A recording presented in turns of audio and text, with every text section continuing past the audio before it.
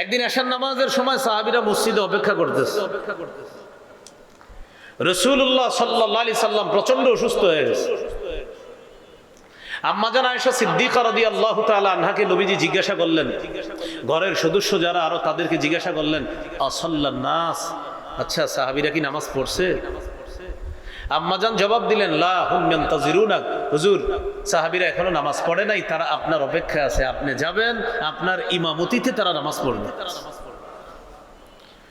রাসূলুল্লাহ সাল্লাল্লাহু আলাইহি ওয়াসাল্লাম বললেন, দুউলি মাআন ফিল মিখতাব, গোসলের পাত্রে এক পাত্র পানি আনো। পানি আনছে, আনার পর ফাগতাসালা, রাসূল সাল্লাল্লাহু আলাইহি সাল্লাম গোসল করলেন। গোসল করার পর নবীজি যখন নিজের একটু হালকা অনুভব করলেন, গোসল করার পর মানে একটু ভালো লাগে তো শরীরটা, জাহাবালিয়া নুআ, যাওয়ার জন্য নবীজি একটু উঠার জন্য উদ্যত হলেন, যে নবীজি উঠে দাঁড়াবে তারপর মসজিদে যাবে।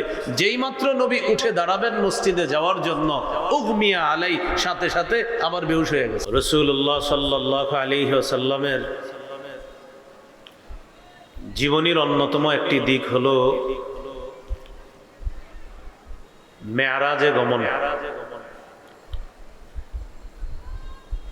মেরাজ থেকে যখন রাসূল সাল্লাল্লাহু আলাইহি সাল্লাম দুনিয়ার দিকে রওনা করলেন,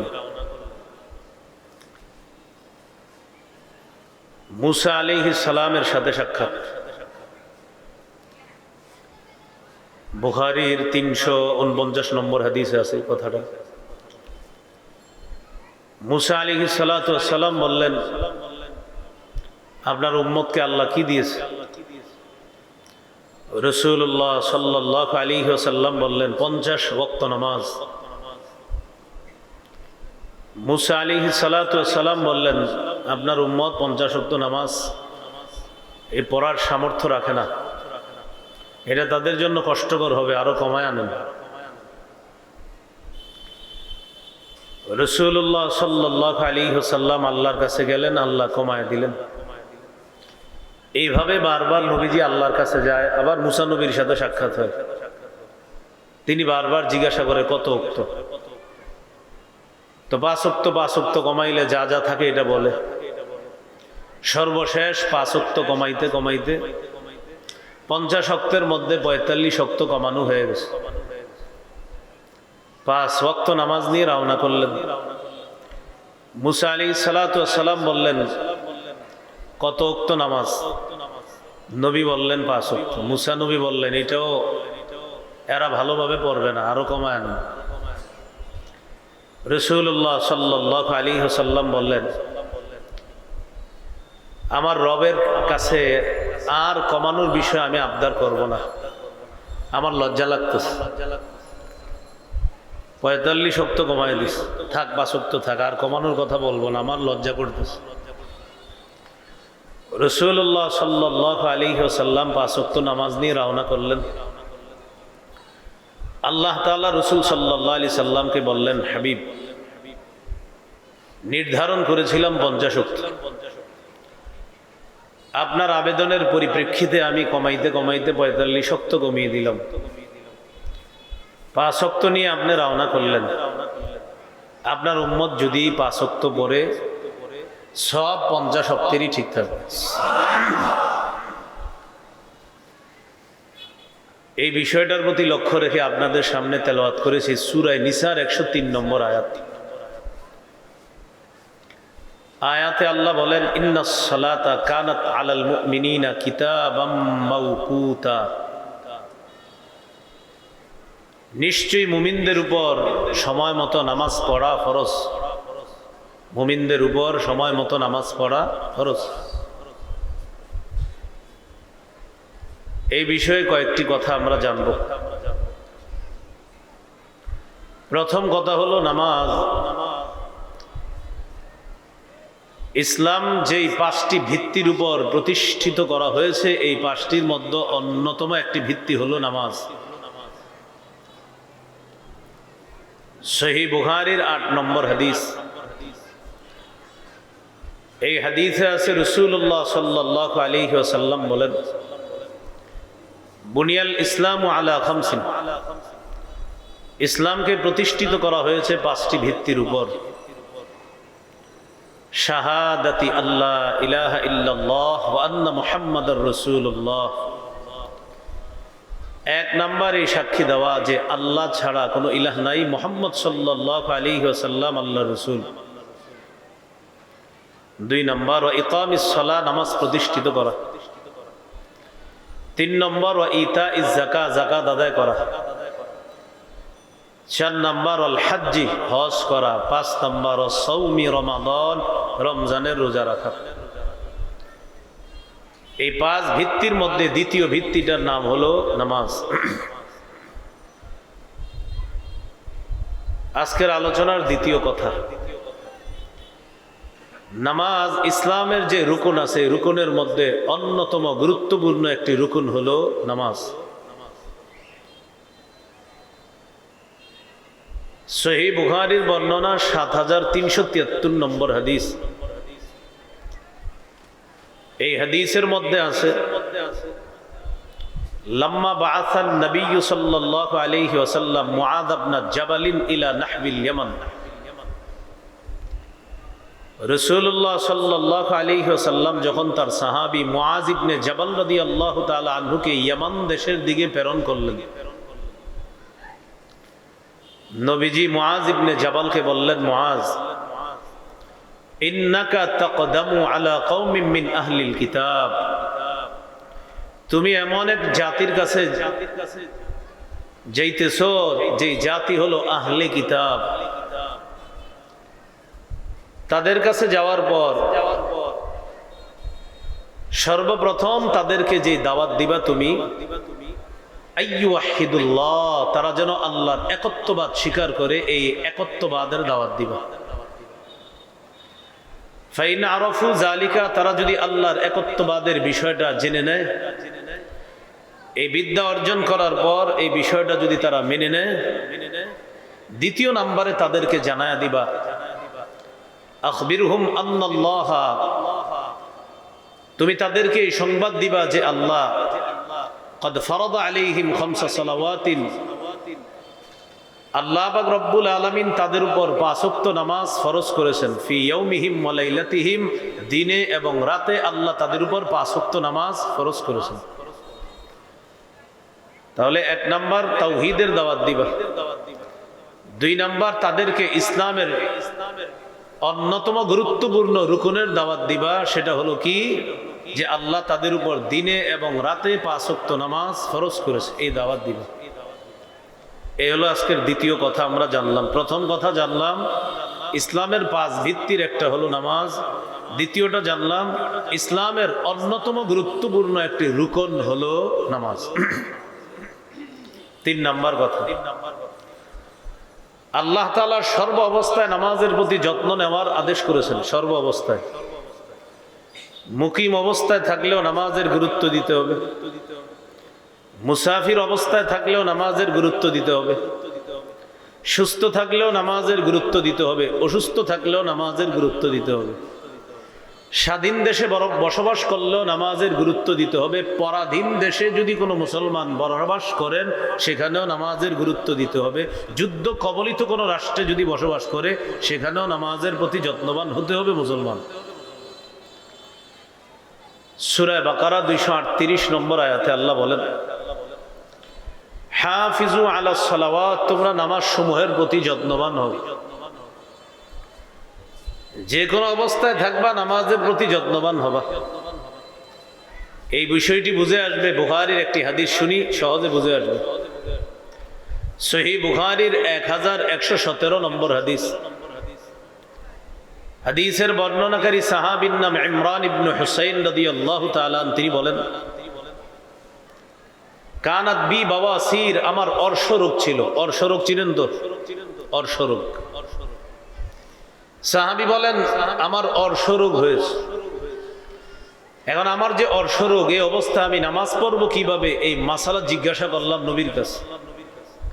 সালতুন নবী সাল্লাল্লাহু আলাইহি ওয়াসাল্লাম আনিস সালাহ, আমি নবীজির কাছে মাসালা জানতে চাইলাম, হুজুর আমার তো অর্শরোগ আছে, আমার নামাজের কি মাসালা? রাসূলুল্লাহ সাল্লাল্লাহু আলাইহি ওয়াসাল্লাম বললেন, সাল্লি কাইমান, তুমি দাঁড়িয়ে নামাজ পড়বে। ফাইল্লাম তাস্তাতি, যদি দাঁড়িয়ে পড়তে সক্ষম না হও ফাকাইদান, বসে নামাজ পড়বে। ফাইল্লাম তাস্তাতি কাইদান, যদি বসে নামাজ পড়তে সক্ষম না হও ফাআলা জামবিন, তাহলে শুয়ে নামাজ পড়বে। নামাজ ছাড় নাই। দাঁড়িয়ে পারলে পড়বা, না পারলে বসে পড়বা, না পারলে শুয়ে পড়বা। নামাজ কোনো মাফ নাই, যেভাবে পারো নামাজ আদায় করতে হবে। আল্লাহ আমাদের সকলকে ইসলামের এই গুরুত্বপূর্ণ বিধান যে কোনো অবস্থায় হাজারো ব্যস্ততার মধ্যে সবচেয়ে গুরুত্ব দিয়ে যেন এই বিধান পালন করতে পারি, আল্লাহ তৌফিক দান করেন। চতুর্থ কথা, নামাজ আমাদের নবী ছাড়াও অন্যান্য নবীর শরীয়তের মধ্যেও এই নামাজের বিধান ছিল। সুবহানাল্লাহ। সূরা আম্বিয়ার ৭৩ নম্বর আয়াত। আয়াতের মাঝামাঝি জায়গায় আল্লাহ বলেন, ওয়া আওহাইনা ইলাইহিম ফি'লাল খায়রাত ওয়া ইকামাস সালাতি ওয়া ইতাআজ যাকাত। আমি তাদের প্রতি এই মর্মে ওহী প্রেরণ করলাম। তাদের প্রতি, তার মানে একজন নবী না একাধিক? তাদের, একজন না একাধিক? তাদের প্রতি এই মর্মে ওহী প্রেরণ করলাম। ফি'লাল খায়রাত, যে তারা ভালো কাজ করবে। ওয়া ইকামাস সালাহ, নামাজ প্রতিষ্ঠিত করবে। ওয়া ইতাআজ যাকাত, এবং যাকাত আদায় করবে।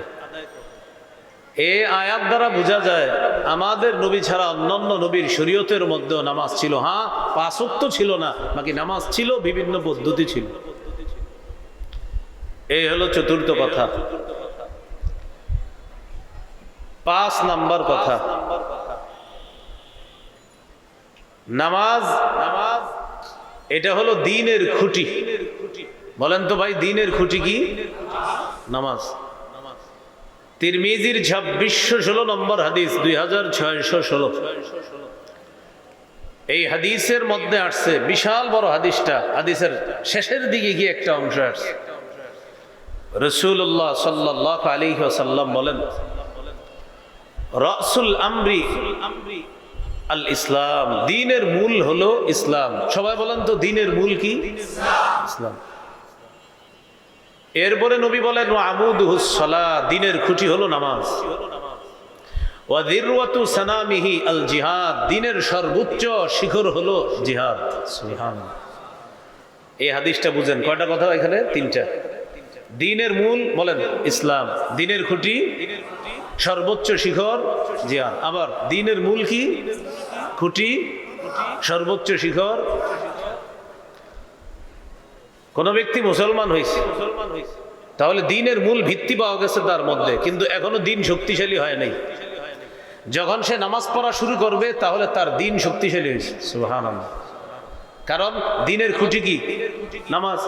দ্বীনের মূল হলো ইসলাম, ইসলাম গ্রহণ করছে, তাহলে দ্বীনের মূলটা পাইছে। হ্যাঁ, দ্বীন শক্তিশালী করার জন্য কি করতে হবে? দ্বীনের খুঁটি ধরতে হবে। দ্বীনের খুঁটি হলো নামাজ। কিন্তু এখনো উচ্চ শিখরে বুঝতে পারে নাই। উচ্চ শিখরে কিভাবে বুঝবে? দ্বীনের একটা বিধান হলো জিহাদ। এই জিহাদ যদি মেনে নেয়, এই জিহাদ হলো দ্বীনের সর্বোচ্চ শিখর। এই সর্বোচ্চ শিখর হলো জিহাদ।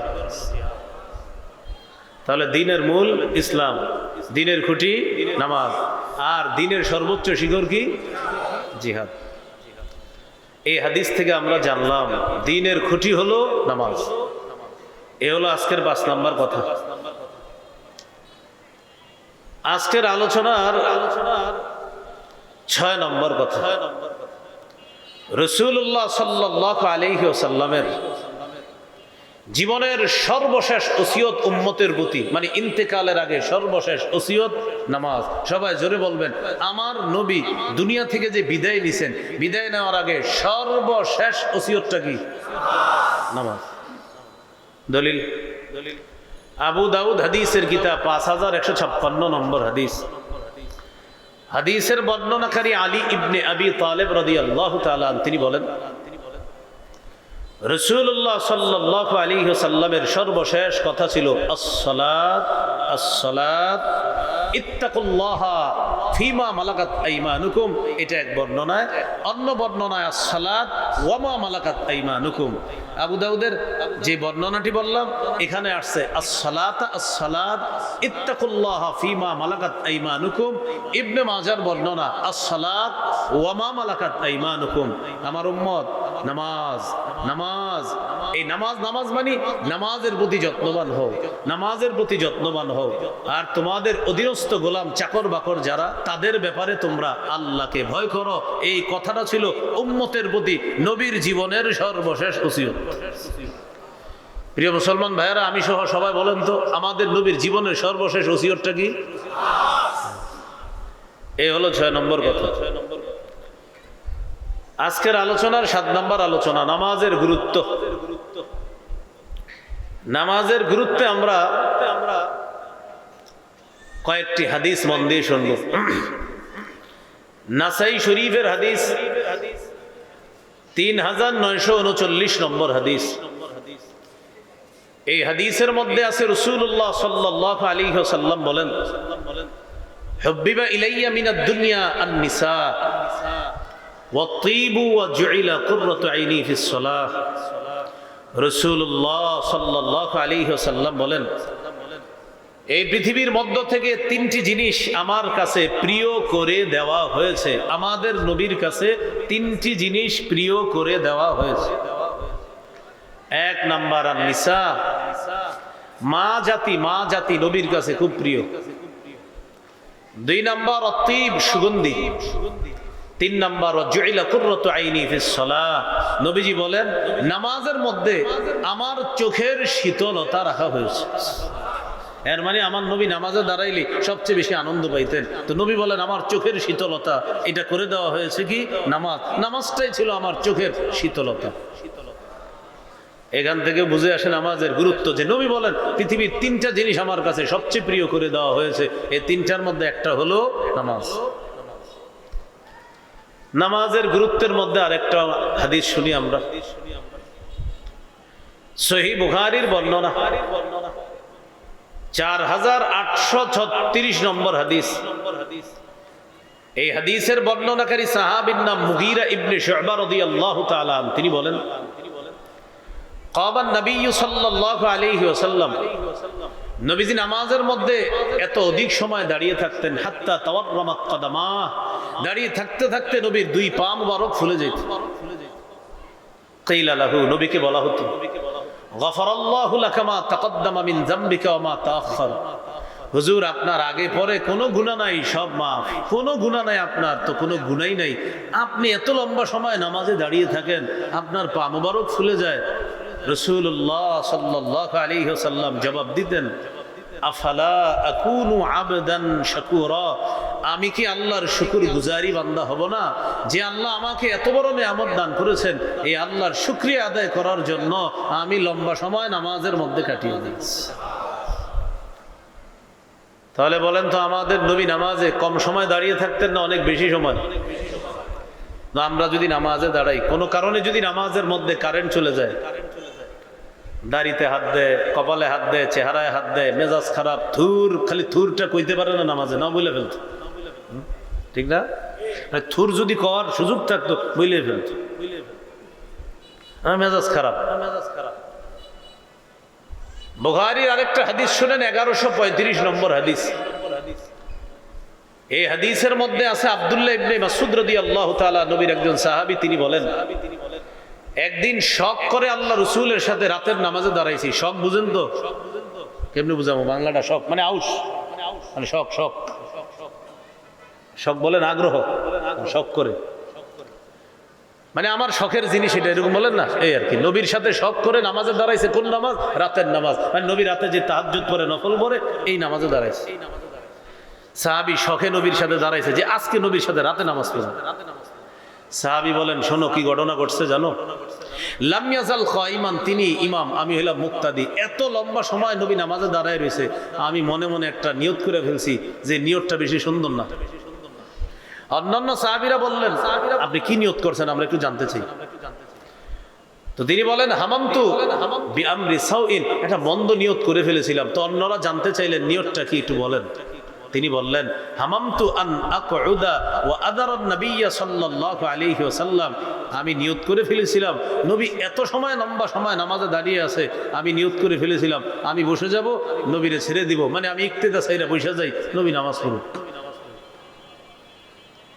চিন্তা করেন, সাহাবীদের নামাজ আমাদের চাইতে অনেক গুরুত্বপূর্ণ ছিল তাদের নামাজ, তারাও লম্বা সময় নামাজ পড়তেন, কিন্তু সাহাবী বলেন নবী এত লম্বা সময় নামাজে দাঁড়িয়ে থাকতেন যে আমি নিয়তি করে ফেললাম বৈশা যাই, ইক্তেদা ছেড়ে দিই। সুবহানাল্লাহ। তাহলে আমার আপনার নামাজের কি পরিমাণ গুরুত্ব দেওয়া দরকার। নামাজের গুরুত্ব সম্পর্কে আরেকটা হাদিস শোনেন, এই হাদিসটাই নামাজের গুরুত্ব বোঝার জন্য যথেষ্ট। সহিহ বুখারীর 687 নম্বর হাদিস। এই হাদিসে আছে রাসূল সাল্লাল্লাহু আলাইহি সাল্লামের সহধর্মিনী আমাদের আম্মাজান উম্মুল মুমিনিন আয়েশা সিদ্দিকা রাদিয়াল্লাহু তাআলা আনহাকে জিজ্ঞাসা করা হয়েছে, নবীর ইন্তেকালের আগের অসুস্থতাকালীন সম্পর্কে জিজ্ঞাসা করা হয়েছে। নবী ইন্তেকালের আগে প্রায় টানা 13 দিনের মতো অসুস্থ ছিলেন, তো ওই অসুস্থকালীন সম্পর্কে জিজ্ঞাসা করা হয়েছে। আম্মাজান বলেন ওই সময়ের কথা তোমাদেরকে কি বলবো, একদিনের ঘটনা শোনো। একটু আগে যেই নামাজটা গেছে, কোন নামাজ? এশার নামাজ। একদিন এশার নামাজের সময় সাহাবীরা মসজিদে অপেক্ষা করতেছে। রাসূলুল্লাহ সাল্লাল্লাহু আলাইহি সাল্লাম প্রচন্ড অসুস্থ হয়ে গেছে। আম্মাজান আয়েশা সিদ্দিকা রাদিয়াল্লাহু তাআলা আনহাকে নবীজি জিজ্ঞাসা করলেন, ঘরের সদস্য যারা আরো তাদেরকে জিজ্ঞাসা করলেন, আসাল্লান নাস, আচ্ছা সাহাবীরা কি নামাজ পড়ছে? আম্মাজান জবাব দিলেন, লা হুম ইয়ান্তাজিরুনাক, হুজুর সাহাবীরা এখনো নামাজ পড়ে নাই, তারা আপনার অপেক্ষায় আছে, আপনি যাবেন, আপনার ইমামতিতে তারা নামাজ পড়বে। রাসূলুল্লাহ সাল্লাল্লাহু আলাইহি ওয়াসাল্লাম বললেন, দুউলি মাআন ফিল মিখতাব, গোসলের পাত্রে এক পাত্র পানি আনো। পানি আনছে, আনার পর ফাগতাসালা, রাসূল সাল্লাল্লাহু আলাইহি সাল্লাম গোসল করলেন। গোসল করার পর নবীজি যখন নিজের একটু হালকা অনুভব করলেন, গোসল করার পর মানে একটু ভালো লাগে তো শরীরটা, জাহাবালিয়া নুআ, যাওয়ার জন্য নবীজি একটু উঠার জন্য উদ্যত হলেন, যে নবীজি উঠে দাঁড়াবে তারপর মসজিদে যাবে। যেই মাত্র নবী উঠে দাঁড়াবেন মসজিদে যাওয়ার জন্য, উগমিয়া আলাই, সাথে সাথে আবার বেহুশ হয়ে গেছে, মানে প্রচুর অসুস্থ। বেহুশ হওয়ার পর সুম্মা আফাকা, হুশ ফিরে আসছে একটু পরে। হুশ ফিরে আসার পর রাসূলুল্লাহ সাল্লাল্লাহু আলাইহি সাল্লাম বললেন, আসাল্লান নাস, সাহাবীরা নামাজ পড়ছে? জবাব দেওয়া হলো, লা, এখনো পড়ে নাই, হুম ইয়ান্তাজিরুনা, তারা আপনার অপেক্ষায় আছে। নবীজি বললেন, দুউলি মাআন ফিল মিখতাব, তাহলে ঠিক আছে পানি আনো গোসলের পাত্রে, আবার পানি আনো। আবার পানি আনছে, আনার পর ইগতাসালা, নবী গোসল করলেন, পুরা শরীরটা ভালোভাবে ধৌত করলেন। গোসল করার পর জাহাবালিয়া নুআ, মসজিদে যাওয়ার জন্য যেই মাত্র নবী একটি উঠে দাঁড়াবে, উগমিয়া আলাই, আবার বেহুশ হয়ে গেছে। আপনারা বুঝতেছেন তো সবাই? বেহুশ হওয়ার পর সুম্মা আফাকা, একটু পর হুশ ফিরে আসছে। এটা কোনো গল্প নয়, সহিহ বুখারী 687 নম্বর হাদিস। নবীজি যখন বেহুশ হয়ে গেছে, একটু পরে হুশ ফিরে আসছে। আসার পর নবী জিজ্ঞাসা করলেন, আসাল্লান নাস, সাহাবীরা নামাজ পড়ছে? জবাব দেওয়া হলো, লা হুম ইয়ান্তাজিরুনা, এখনো পড়ে নাই, আপনার অপেক্ষায় আছে। নবীজি বললেন, দুউলি মাআন ফিল মিখতাব, গোসলের পাত্রে আরেক পাত্র পানি আনো। আবার পানি আনছে। আনার পর রাসূল সাল্লাল্লাহু আলাইহি সাল্লাম আবার নিজের শরীরটা ধৌত করেছেন। শরীর মুবারক ধৌত করার পর জাহাবালিয়া নুআ, আবার একটু দাঁড়িয়েছেন যাওয়ার জন্য, যেই মাত্র দাঁড়াতে উদ্যত হলেন, সাথে সাথে উগমি আলাই, আবার বেহুশ হয়ে গেছে। কয়বার হলো? 3 বার। সুম্মা আফাকা, হুশ ফিরে আসছে। হুশ ফিরে আসার পর নবীজি বললেন, আসাল্লান নাস, নামাজ পড়ছে? বললেন, হুজুর এখনো পড়ে নাই, অপেক্ষা আছে। নবীজি বললেন, আয়েশা আমি মনে হয় যেতে পারবো না,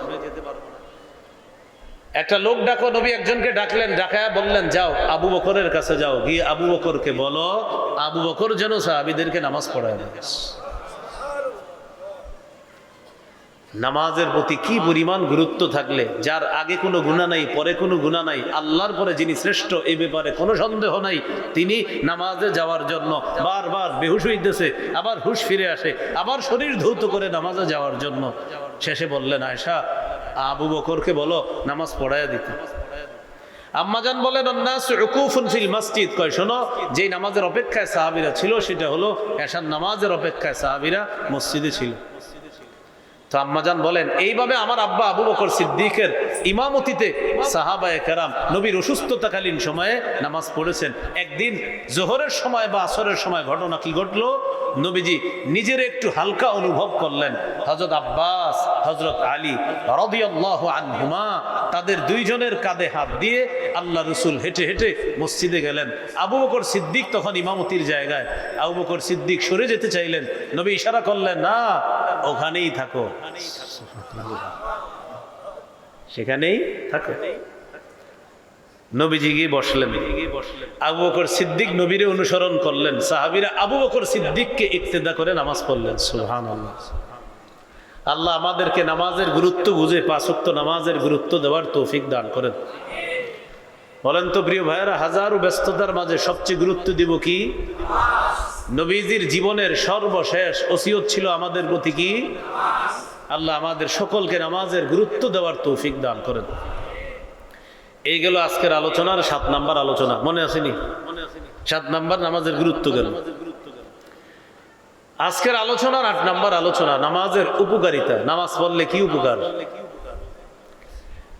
নামাজের 1 নাম্বার উপকার, নামাজ পড়লে অন্তরে আল্লাহ প্রদত্ত একটা প্রশান্তি আল্লাহ দান করেন। সুবহানাল্লাহ। আবু দাউদের হাদিস, 4986 নম্বর হাদিস। হাদিসটি মন দিয়ে শোনেন। এক তাবী বলেন, আমি আমার আনসারি শ্বশুর বাড়িতে বেড়াইতে গেলাম। কোন বাড়িতে? আনসারি শ্বশুর বাড়িতে।